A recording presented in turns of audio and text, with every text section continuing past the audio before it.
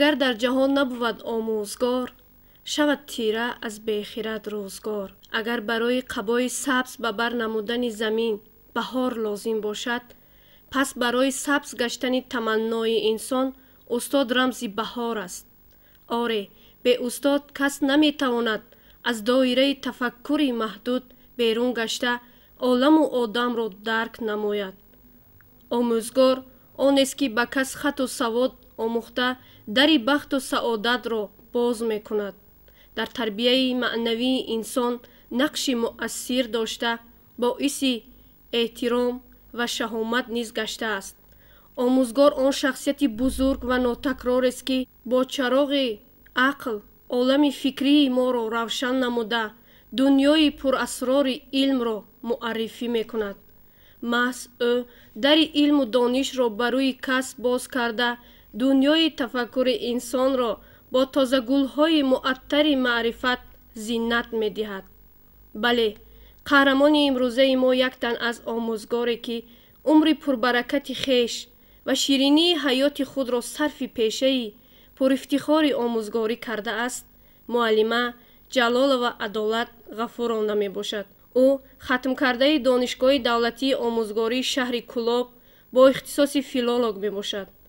муаллима то соли 1996 муаллимаи синфҳои ибтидоӣ буда, аз соли 2000 то 2005 вакили халқии ноҳияи Шомансури шаҳри Душанбе, аз соли 2005 то 2011 директори муассисаи таҳсилоти миёнаи умумии рақами 31 ноҳияи Номбурда ва соли 2011 то ин ҷониб роҳбарии муассисаи миёнаи умумии рақами 48 ноҳияи Шомансури шаҳри Душанберо бар уҳда дорад.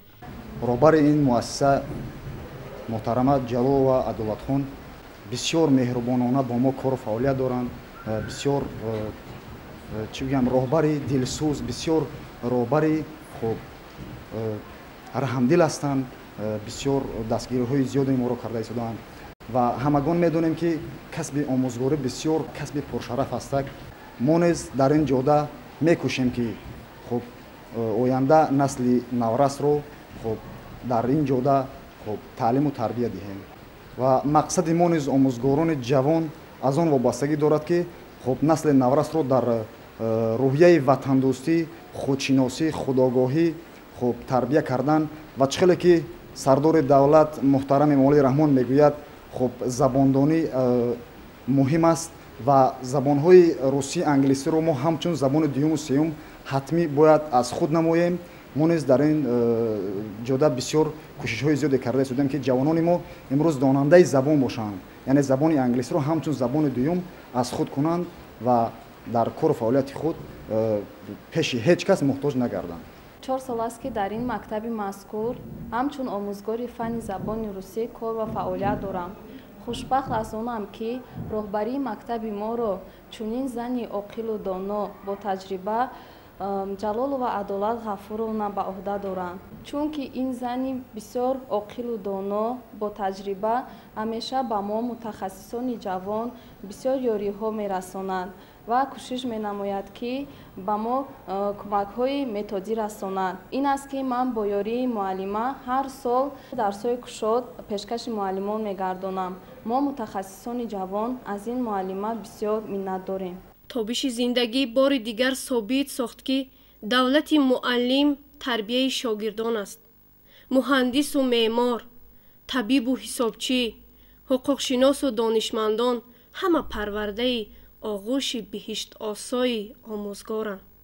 муаллима ҳар субҳи сабоҳро бо як таманно, бо дидори ҳамкасбон ва шогирдон оғоз мекунад, чунки хонаи дуюмаш мактаб ва фарзандонаш шогирдонро медонад.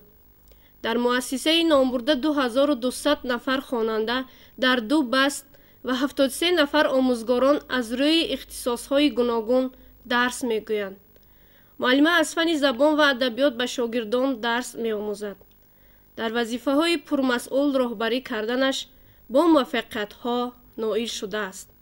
Ҷалолова Адолат Ғафуровна дар пеши худ ҳама вақт як масъала мегузорад, чӣ бояд кард ки сифати таълим боз ҳам хубтару беҳтар гардад ва ҳама вақт дар паи ҷидду ҷаҳду кӯшишҳо ҳаст. натиҷаи кӯшишҳои ӯ бесамар намондаанд ва дар мактаби мо хонандагони зиёде дар озмунҳои фаннӣ сазовори ҷойҳои намоён гаштанд. аз ҷумла саидова нилуфар дар олимпиадаи шаҳрӣ сазовори ҷойи намоён гашт. каримов рамазон низ дар аз фанни математика дар олимпиадаи шаҳрӣ сазовори ҷойҳои намоён гаштанд. каримов рамазон дар олимпиадаи ҷумҳуриявӣ низ иштирок намуд ва ин ҳама боиси кӯшишҳои бевоситаи ҷалолова адолат ғафуровна мебошад. дар бисёр олимпиадаҳои фаннӣ аз фанни забон ва адабиёти тоҷик ширкат варзидам. хушбахтона аз ҳамаи он даст боло гашта соҳиби ҷойҳои ба худ намоён гаштам. албатта чуноне ки гуфтаҳои бузургон беасос нестанд. ҳар ки бе устод кард оғози кор, корубори ӯ надорад эътибор. домани устод гиру шод шав, муддате хизмат куну устод шав. дар озмуни хонандаи сол иштирок карда сазовори ҷойи намоён гаштам. тӯли 6 сол мешавад ки ман ба варзиши каратедо машғул шудам ва дар бисёр мусобиқаҳои ҷумҳуриявӣ ва берун аз он иштирок карда сазовори ҷойҳои намоён гаштаам.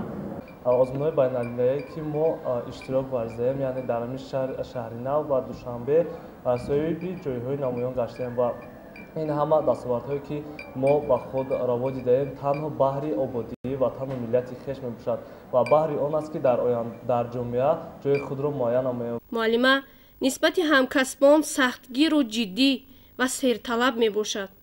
он супоришу дастурҳое ки аз тарафи шӯъбаи маорифи ноҳия супорида мешавад бо сарбаландӣ ва бечуну чаро иҷро мекунад. ана ҳамин меҳнати шабонарӯзӣ ва заҳмату талошҳои муаллима буд ки имрӯз шогирдонаш дар озмунҳои олимпиадаҳои ноҳиявӣ ва ҷумҳуриявӣ инчунин берун аз он аз фанҳои англисӣ, математика, забону адабиёт ҷойҳои намунавиро ишғол кардаанд. ногуфта намонад ки имсол хонандаи синфи даҳум саидова нилуфар хонандаи сол аз фанни биология мушарраф шуд. инчунин ғолибони мусобиқаҳои варзишӣ аз намуди гӯштини дзюдо берун аз мамлакат ҷойҳои якум ва сеюмро ишғол карданд. ин муваффақиятҳои муаллима ҷалолова адолат мебошад. ман талабаи мактаби рақами 48 дар синфи нуюве таҳсил мекунам ва дар шаҳри хуҷанд иштирок карда сазовори ҷои аввал гаштам ва дар қазоқистон бошад сазовори ҷои аввал гаштам ва мехоҳам ки берун аз давлат иштирок карда парчами тоҷикистонро баланд бардорам. дар ин намуди варзиш зиёда аз 4 сол аст ки машқ мекунам ва дар шаҳри хуҷанд ки мусобиқаи ҷумҳуриявӣ буд ва берун аз ҷумҳуриявӣ низ омода буданд ҷои дуюмро ишғол кардам ва ният дорам ки берун аз ҷумҳурӣ иштирок карда парчами тоҷикистонро баланд бардорам. мо дар мактаби рақами 48 хонандагони мактаби рақами 48ро ба варзиши гӯштинои самбо зюдо ҷалб намуда бисёр хонандаҳоро аз роҳҳои бад гардонда имрӯз чӣ қадр шоҳиден як аз беҳтарин варзишгорони ҷумҳурӣ аз ноҳияи шоҳмансури мактаби рақами 48 баромадаанд. мисли манам муҳаммадҷон азизов, меҳриддин, мисли ҷамолиддин, мисли ҷовидон ҳусейнов, чемпиони республика ва дар мусобиқаҳои байналмилалӣ дар вилояти суғд иштирок карда сазовори медалҳои нуқра гаштанд ва инчунин ҷовидон ҳусейнов дар мусобиқаи байналмилалӣ дар қазоқистон дар шаҳри кустанай рафта сазовори медали нуқра гаштанд. мо имрӯз зиёда аз 150 нафар талабаҳои мактаби рақами 48ро ба уҳда гирифтем. беҳтарин варзишгарои ҷумҳурӣ мехоҳем шаванд. ҳоло дар фасли баҳору зебоӣ қарор дорем. сабзонидани ниҳолҳои сояафкану ороишӣ амри савоб ва супориши ҳукумати ҷумҳурии тоҷикистон мебошад. зиинрӯ бо супоришу дастурҳои роҳбари муассиса омӯзгорону толибилмон шанбегиҳо ташкил намуда хелҳои гулҳои садбарг, дарахтони мевадиҳандаю сояафкан ва хелҳои арчаро низ сабзонидаанд. қонуни ҷумҳурии тоҷикистон дар бораи масъулияти падару модар дар таълиму тарбияи фарзанд айни муддао дар лаҳзаи зарурӣ рӯи кор баромад ва мо мактабиён дар партави ин қонун корро боз ҷиддитар ба роҳ мондем ва аз рӯзе ки ин қонун ба тавсиб расид падару модарон бо як нигоҳи дигар ба мактаб меоянд ва ба кори муаллим ба кори фарзандони худ баҳо медиҳанд. ин хело хуб аст. агарчи дар маҷлисҳои падару модарон шумор меомаданд, ҳоло бошад падару модар бо даъвати омӯзгорон, роҳбарони сарвари мактаб дар ҳама чорабиниҳои мактаб пешсаф ҳастанд. алалхусус анами мактаби мо ки дар ин ҷо бисёри хонандаҳо аз оилаҳои сифарзанд ҳастанд ки албатта як падар як модар ба тарбияи 8-10 нафар фарзанд машғул шуданд. ин кори басо заҳматталаб аст. қонун водор кард ки падару модарони мо боз бештар ба таълимгирии фарзандонашон дар мактаб диққати ҷиддӣ диҳанд. хушбахтона ман низ яке аз фаъолёни ҳамин мактаб ба шумор меравам ва дар ҳар як озмуну олимпиадаҳо иштирок намуда сазовори ҷойҳои намоён гаштам ки ин албатта бо дастгирии устодону муаллимони ҳамин мактаб, хусусан сарвари мактабамон ҷалол ва адолат мебошад. ман ҳамчун хонандаи фаъоли ин мактаб миннатдории худро ба ҳама устодону муаллимонамон баён менамоям. чунин шароитҳои замонавиро барои мо муҳайё намудаанд. омӯзгор ин шахсест ки дар мактаб раванди таълиму тарбияро дар байни шогирдон ба танзим медарад. ки омӯзгор шуда метавонад? омӯзгор аввало бояд ки хислати хуб дошта бошад, бо хонандагон хушмуомила бошад, муносибати хуб карда тавонад, дар ҳама ҳолат аз ҷиҳати психологӣ хонандаро фаҳмида тавонад. аслан бояд омӯзгор шахси босавод, бо тамкин, фурӯтану хоксор бошад.